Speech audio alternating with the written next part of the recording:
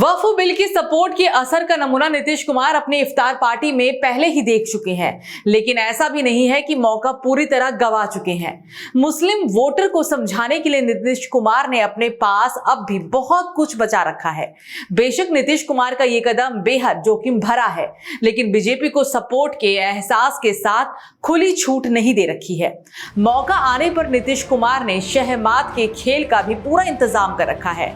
नीतीश कुमार की मुश्किल ये है कि संसद में वक्फ संशोधन बिल ऐसे वक्त में लाया गया है जब बिहार में कुछ ही महीने बाद विधानसभा के चुनाव होने वाले हैं। नीतीश कुमार ये भी जानते हैं कि बीजेपी का साथ ही चुनावी वैतरणी पार कराएगा, लेकिन इफ्तार के बहिष्कार के बावजूद मुस्लिम वोटर को अपनी बात समझाने का उपाय भी पहले ही वो कर चुके हैं। नीतीश कुमार की पार्टी जेडीयू ने केंद्र की बीजेपी सरकार के सपोर्ट में खड़े रहने के ऐलान के साथ ही अपने सांसदों को लोकसभा में मौजूद रहने के लिए व्हिप भी जारी कर दिया। All India Muslim personal law board का मानना है कि ये कानून वक्फ संपत्तियों के प्रबंधन में हस्तक्षेप करेगा और अल्पसंख्यकों के अधिकारों को कमजोर भी करेगा। इसलिए देश के सभी धर्मनिरपेक्ष राजनीतिक दलों से संसद में बिल का विरोध करने की अपील की गई। साथ ही जेडीयू और टीडीपी जैसे बीजेपी के सहयोगी दलों से भी वैसे ही अपील की। मुस्लिम समुदाय को अपनी तरफ से आश्वस्त करते हुए जेडीयू सांसद संजय झा ने बयान जारी कर कहा कि नीतीश कुमार पिछले 19 साल से बिहार में काम कर रहे हैं। मुस्लिम समुदाय के लिए जो काम किया है वो भी दिखाई देता है। जब तक नीतीश कुमार राजनीति में है, लोगों के हितों की रक्षा की जाएगी।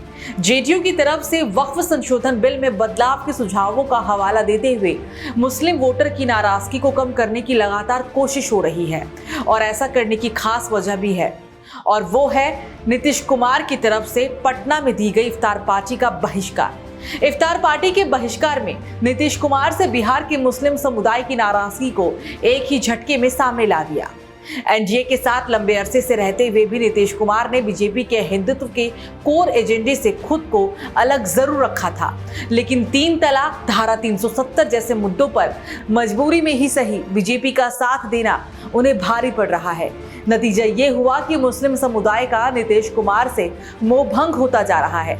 ये पहला मौका था जब नीतीश कुमार की इफ्तार दावत का मुस्लिम समुदाय ने जोरदार तरीके से विरोध किया। नीतीश कुमार की इफ्तार दावत का बहिष्कार करने वालों में all India Muslim personal law board और इमारत शरियत सहित 7 मुस्लिम संगठन शामिल थे। नीतीश कुमार की पार्टी जेडीयू की तरफ से वक्फ संशोधन बिल के ड्राफ्ट में बदलाव के कई सुझाव भी दिए गए थे, जिन्हें मान भी लिया गया। सबसे बड़ा बदलाव माना जा रहा है कि वक्फ की संपत्ति है या नहीं, ये तय करने के लिए राज्य सरकार कलेक्टर की रैंक से ऊपर के अधिकारी को नियुक्त कर सकती है। पुरानी मस्जिदों, दरगाह या अन्य मुस्लिम धार्मिक स्थलों के मौजूदा स्वरूप से छेड़छाड़ नहीं की जाएगी। एक और बड़ा बदलाव ये हुआ है कि कानून पुरानी तारीख से लागू नहीं होगा। निश्चित तौर पर अगर नीतीश कुमार की तरफ से ये सुझाव नहीं दिए गए होते और नीतीश कुमार दबाव डालकर ये काम नहीं करा पाते तो कोई और कराने की स्थिति में भी नहीं था। मुस्लिम समुदाय की नाराजगी दूर करने के लिए नीतीश कुमार और उनके साथी चाहें तो बिहार चुनाव कैंपेन में ये बातें मुस्लिम वोटर को समझाने की कोशिश भी कर सकते हैं। बिहार विधानसभा चुनाव में नीतीश कुमार की हर तिगड़प कामयाब हो जाती है, लेकिन लोकसभा चुनाव में उनकी काबिलियत बिल्कुल भी काम नहीं आती। लोकसभा चुनाव में नीतीश कुमार को हर हाल में बीजेपी की जरूरत होती ही है। 2014 की ही बात कर लें तो चुनाव में नीतीश कुमार अपनी हैसियत की पैमाइश कर चुके थे, इसलिए पाला बदलकर लालू यादव के साथ जाने के बावजूद 2019 और 2024 के लोकसभा चुनाव से पहले बीजेपी के साथ आ गए। नीतीश कुमार ने अपनी अहमियत बीजेपी को समझा भी रखी है और एनडीए में बराबर बना भी रखी है। कोई दो राय नहीं है कि केंद्र में एनडीए की सरकार नीतीश कुमार के सपोर्ट से ही चल रही है, क्योंकि अकेले टीडीपी के साथ दे देने से भी लोकसभा चुनाव नतीजे आने के बाद बीजेपी सरकार बनाने की स्थिति में तो थी ही नहीं। बेशक एन चंद्रबाबू नायडू की टीडीपी भी सरकार में बीजेपी के साथ है, लेकिन क्या नीतीश कुमार के हट जाने पर कोई फर्क पड़ेगा?